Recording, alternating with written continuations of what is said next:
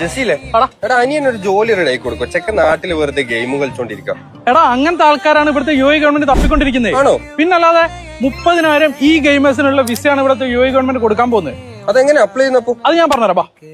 Talented gamers, അതുപോലെ തന്നെ top content creators, gaming developers, ഇവർക്ക് വേണ്ടിയിട്ട് UAE ഗവൺമെന്റ് ഏറ്റവും പുതിയതായിട്ട് ഇൻട്രൊഡ്യൂസ് ചെയ്തിട്ടുള്ള വിസയാണ് ഈ ഗെയിമേഴ്സ് വിസ എന്ന് പറയുന്നത്. ഇതിന്റെ കാലാവധി 10 വർഷമാണ്. അത് നോർമൽ നമ്മുടെ ഗോൾഡൻ വിസ പോലെ തന്നെ 10 വർഷത്തെ വിസയാണ് UAE ഗവൺമെന്റ് ഇവർക്ക് വേണ്ടി കൊടുക്കാൻ പോകുന്നത്. 2033 കൂടി $1 ബില്യൺ ഗെയിമിംഗ് ഇൻഡസ്ട്രിയിൽ നിന്ന് മാത്രം കളക്ട് ചെയ്യാന്നുള്ള UAE ഗവൺമെന്റിന്റെ പ്ലാനിന്റെ ഭാഗമായിട്ടാണ് ഈ ഒരു വിസ ഇൻട്രൊഡ്യൂസ് ചെയ്തത്. ഇതിനുവേണ്ടി ചെയ്യേണ്ടത് ദുബായ് കൾച്ചറിന്റെ വെബ്സൈറ്റ് ഉണ്ട്.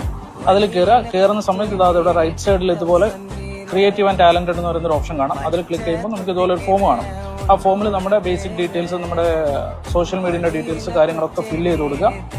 അതിനുശേഷം നമുക്ക് നെക്സ്റ്റ് അടിച്ചാൽ നമ്മുടെ സർട്ടിഫിക്കറ്റ്സ്, നമ്മുടെ കരിയറിന്റെ ഡീറ്റെയിൽസ്, ഈ കാര്യങ്ങളൊക്കെ കൊടുക്കാനുള്ള ഓപ്ഷൻ ഉണ്ട്. അതെല്ലാം കൂടെ കൊടുത്തിട്ട് സബ്മിറ്റ് ചെയ്യാം.